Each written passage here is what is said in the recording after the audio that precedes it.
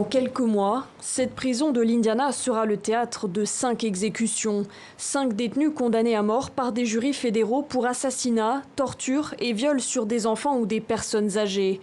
À l'approche de l'élection présidentielle américaine en novembre 2020, beaucoup y voient une tactique de Donald Trump. Ces cas n'ont pas été choisis parce qu'ils justifient la peine de mort au niveau fédéral. Ils ont été choisis car ils sont censés provoquer l'indignation du public.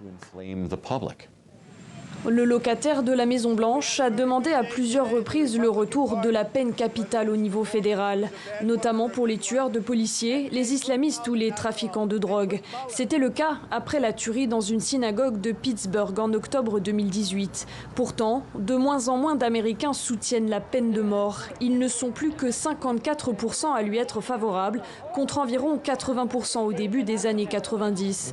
Du côté des démocrates, on fustige la décision de l'administration Trump.